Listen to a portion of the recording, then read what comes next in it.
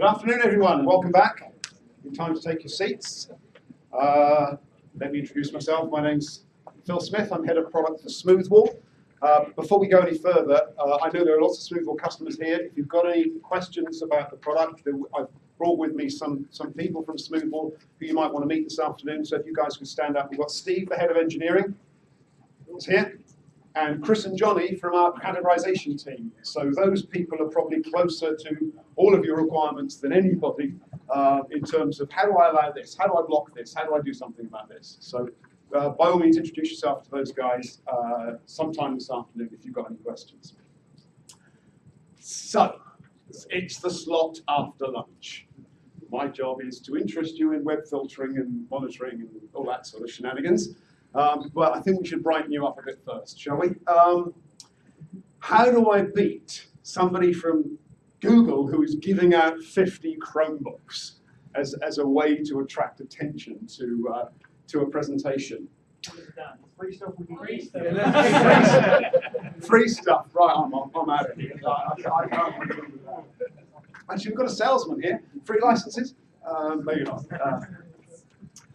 I thought I'd probably start with an analogy. What I'm going to be talking about this afternoon is a little bit about the encrypted web, encryption, and how that's going to affect everybody, and a little bit about context of what students are doing. And I thought we'll try this with a little example. Let's try a little example in context. If you think about colours, let's say, sir, what's your name? Mike. Mike. Mike? Yeah. Just think of colours, any sort of colours. Lots of colours in the world. We're going to try and do some word association, just to sort of think about context. So, for example, if I was to say angry, you might say, yeah. So no clues on that one. Let's try another one. Sad. Oh, don't tell me what it is. I'm going to sad. Give me a clue. Black. Okay, well, I put blue.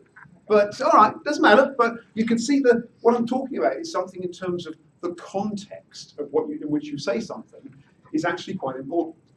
Let's take this one stage further and let's talk about encryption.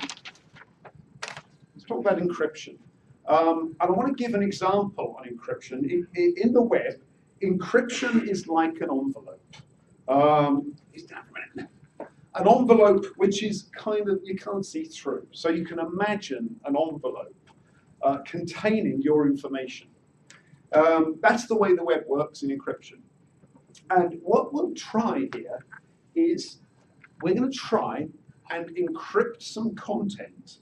And if we encrypt some content, then we're going to teach you, some of you have heard the term man in the middle, right? Yeah, so we're going to talk about actually man in the middle and intercepting the content.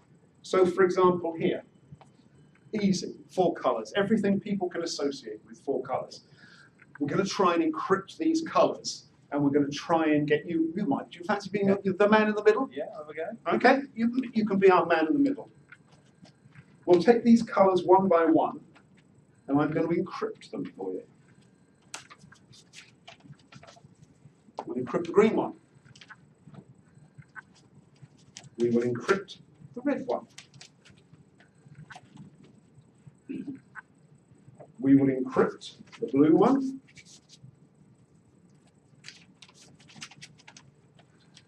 And we will finally encrypt the yellow one. So they're all encrypted. You have got no idea which is in which envelope. Well, that's rubbish, of course you do, because you saw me put them down there. So I will just mix them up a bit. Your job, Mike, is to do the man in the middle inspection here. Now, can you just turn away, just in case you're still following them? That's okay. That's okay, just make it easy for you. Okay, you can look back now. You are going to intercept some web transactions here. Actually, before we do that, we only need 3 for this piece of the puzzle. So if you could just pick one. That one? That one? Yeah. Okay. Yeah. We'll put that one to one side. Actually, what colour do you think's in it? Yellow. Yellow. We'll put that one to one side. That's the one you think. Let's try another one. Red.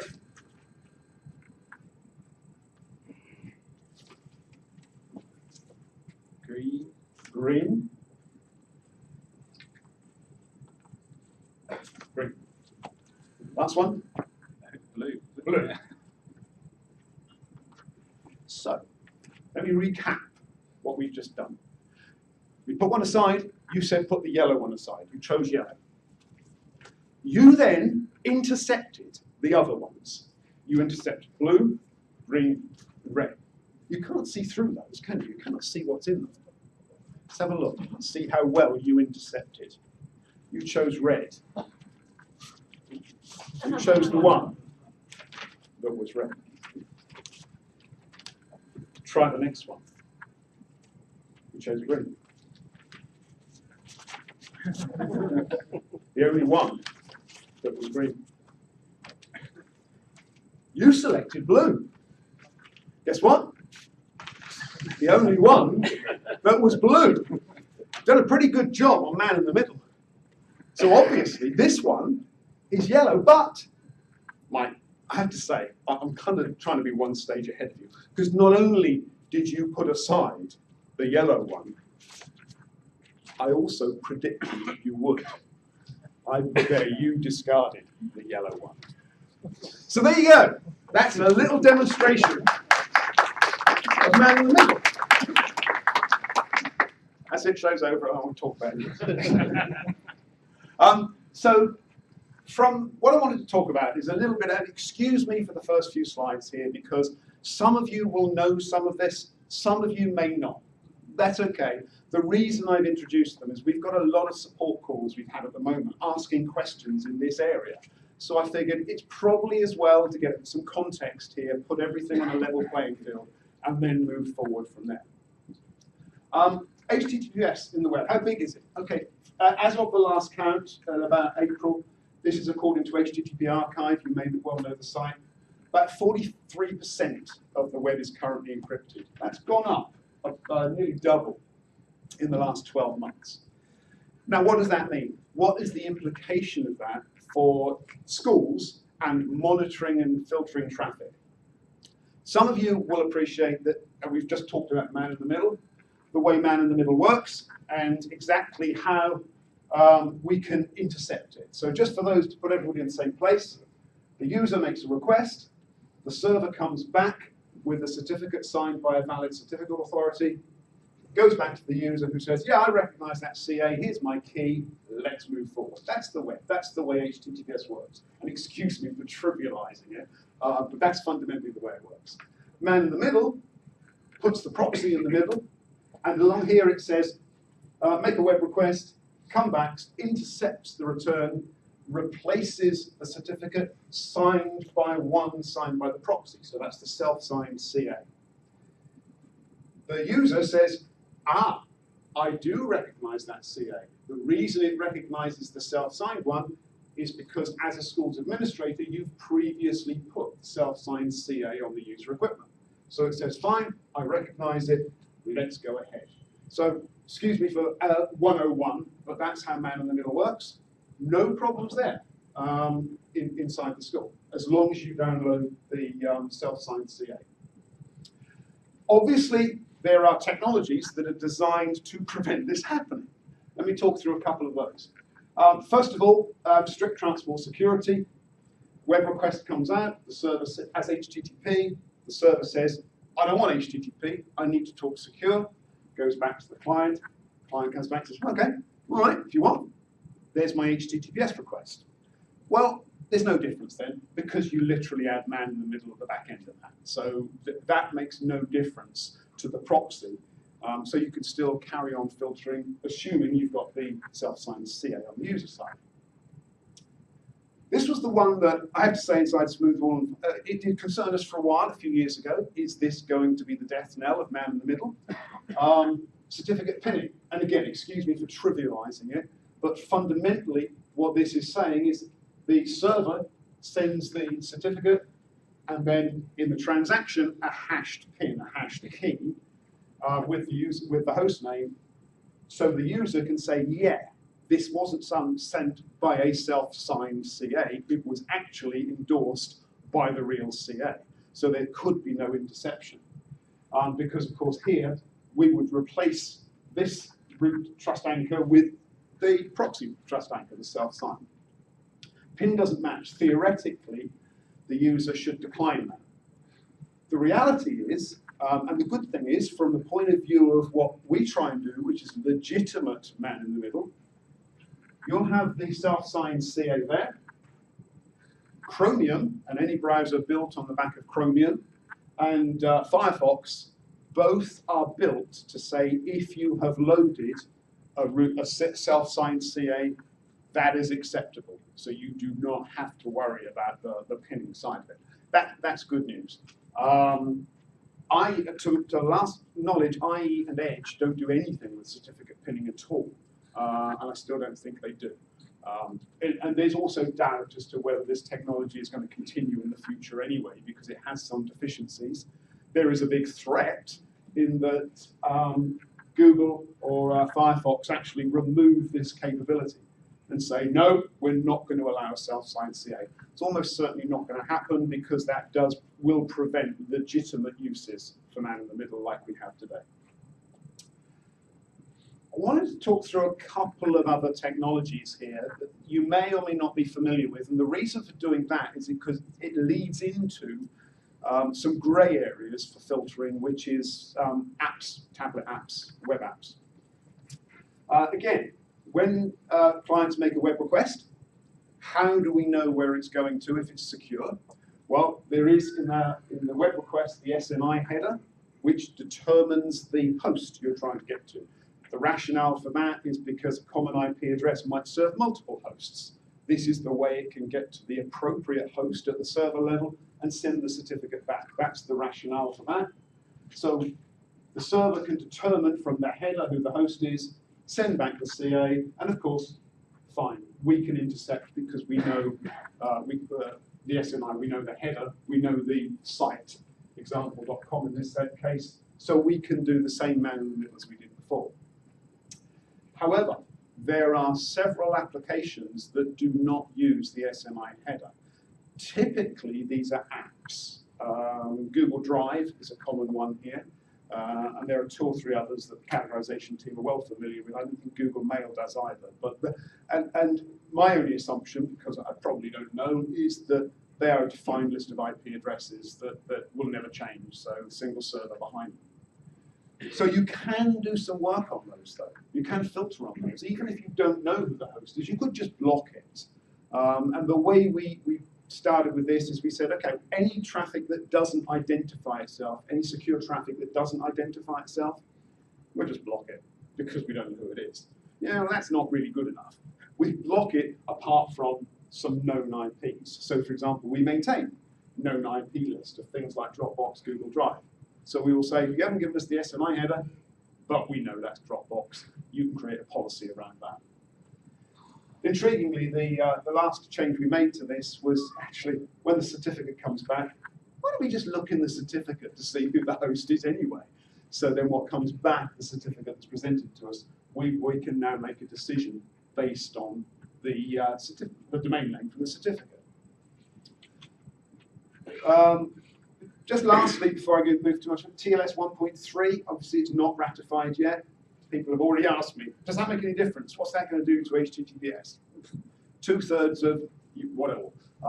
Really, it's just an efficiency mechanism. There's no reason why the mechanism in TLS 1.3 will make any difference to man in the middle. So we're all fine there.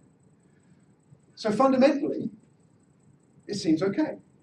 As long as the hole for certificate pinning isn't plugged, everybody's happy. We can all carry on doing the man in the middle on a secure web. Maybe.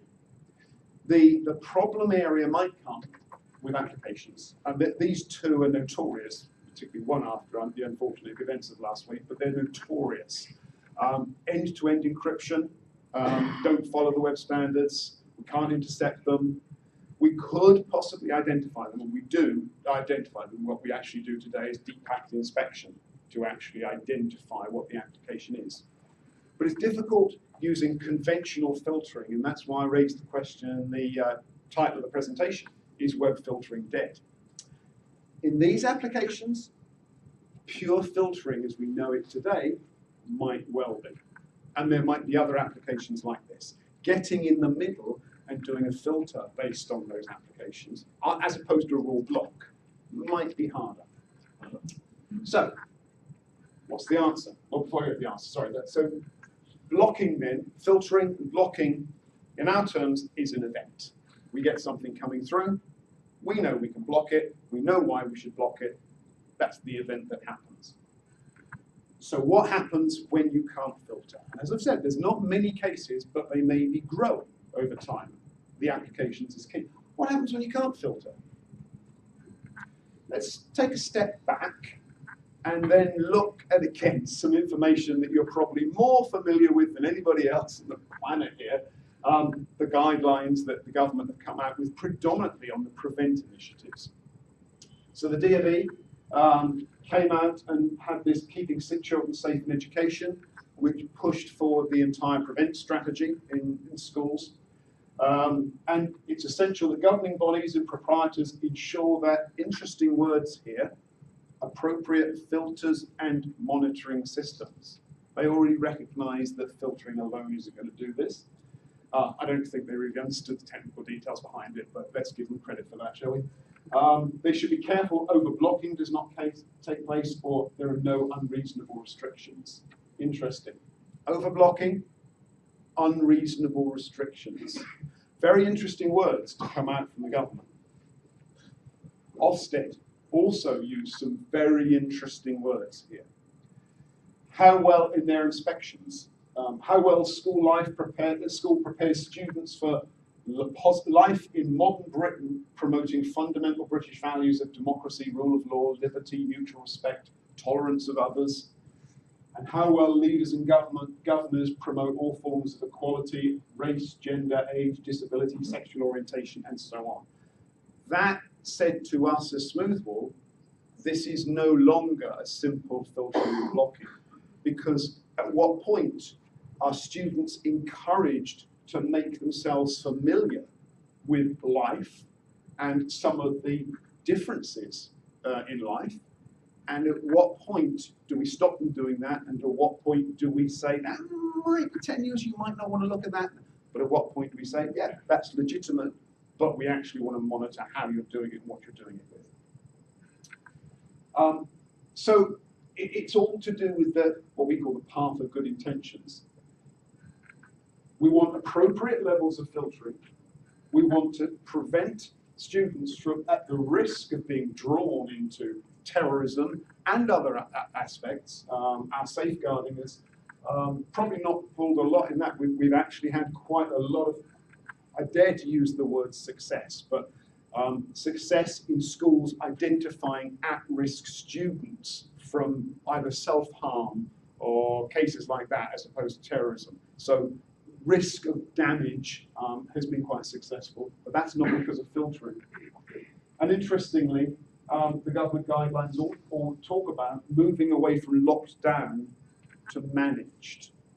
And again, I think this is a recognition that the more you filter, the more you block, the more students are more likely to go off and find a way around it. Even if the way around it is simply saying, oh, forget using the school's Wi-Fi, I'll just use my 3G, 4G phone to do this, which is probably what you don't want either.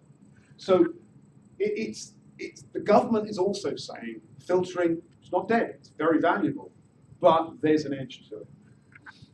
The main areas of risk, content, being exposed to illegal, inappropriate, harmful material. Well, we all know roughly what that is. We can all put block policies in place there, but there comes a point where content, how do you classify ISIS? As a web search, it's perfectly legitimate.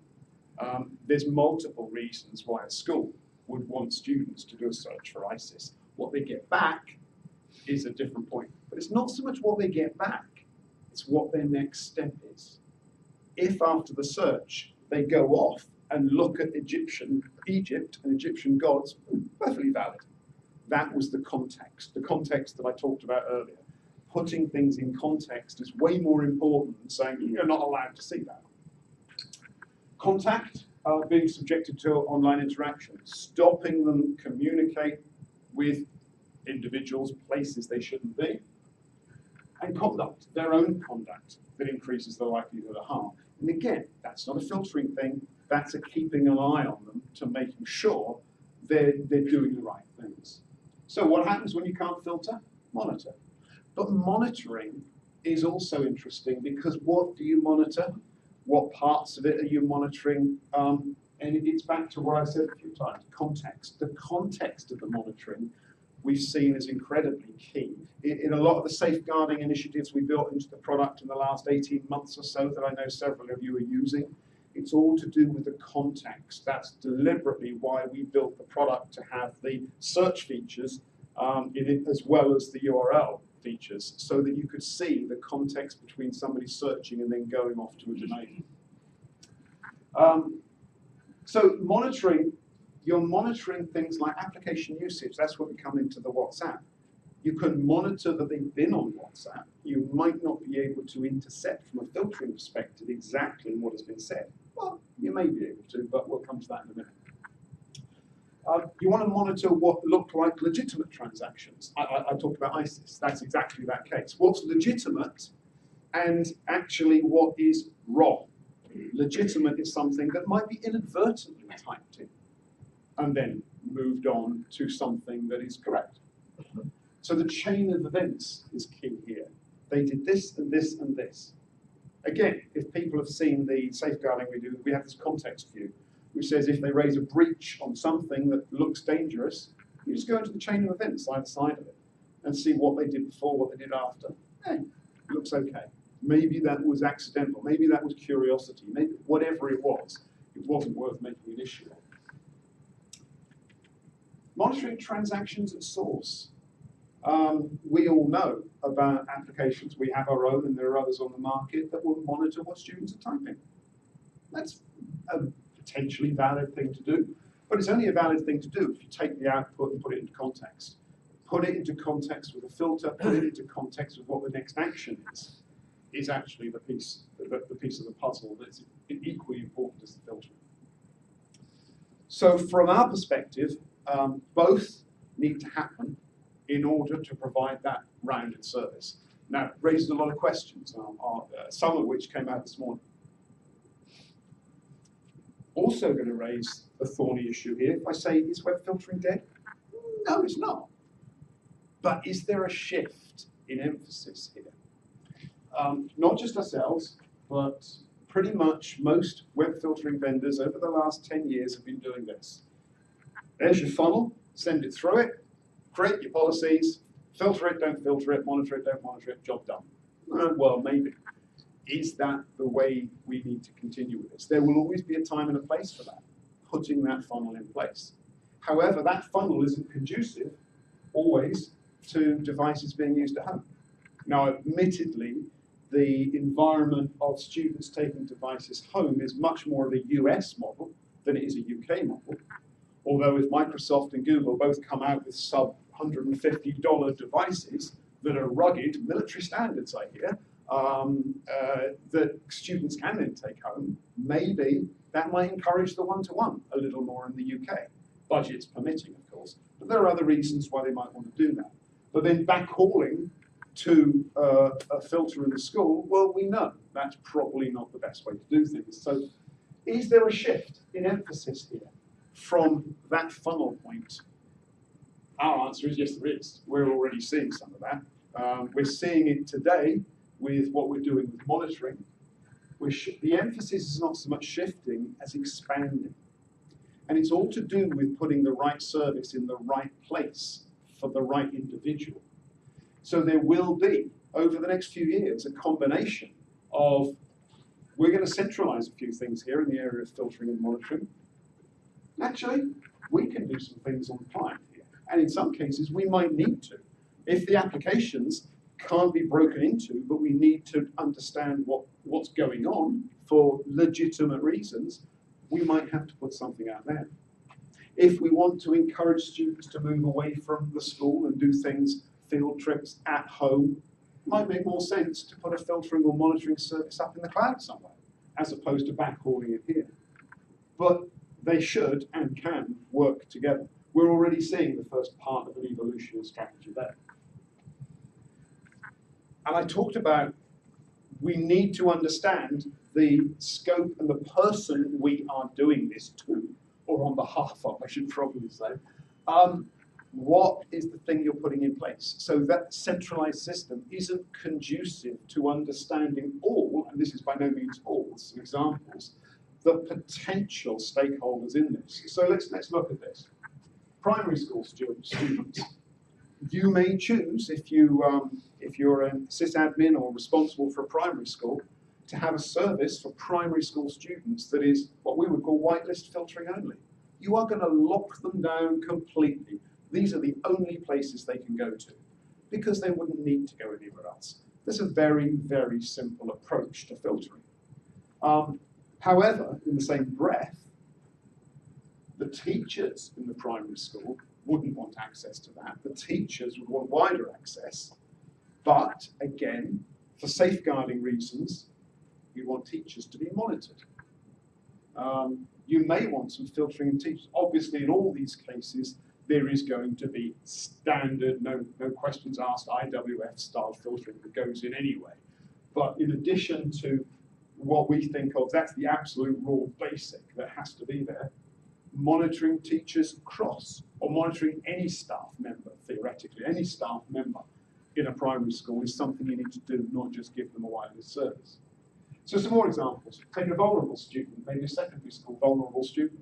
Maybe you want to give them a whitelist service as well. Maybe you want to open it up a little bit, but then monitor transactions. So you're bridging the gap between locking down and opening it up. And this feeds into the government and the Ofsted requirements of making sure they have access to all the information they need for an open British society, not stopping them from doing anything, but make sure they're protected.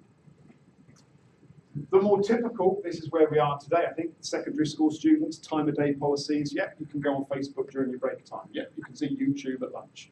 The rest of the time, we're going to filter you. We might filter you quite aggressively during lesson time.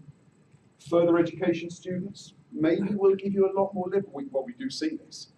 You're free to do an awful lot more. We may not filter very much at all. We might filter a few bits, but we're going to monitor you. But in essence, the message I'm giving is what is happening is the person who is being safeguarded, let us say, is different depending on the environment. And the technology needs to respond to that. And the technology can only respond to that by doing it in different places with a different emphasis. This also begs a whole bunch of other questions, which I'm going to put them up here before you fire them all at me at the end. So, what about BYOD? Okay, well, we all know BYOD. It's not your device. You have no control over it. And yes, I know several schools have said, if you want to use school Wi-Fi with your device, you need to load this CA on it. That's not an unacceptable policy to create. But there are obviously issues with BYOD. You cannot run software on the device. But on the other hand, if you're responsible, although a school is not responsible for the devices that are personal, there is a grey line as to whether a school is responsible for what is happening on the school premises at that time and how you monitor and control it. BYOD is a very fuzzy area. What about guest services? What, guest services?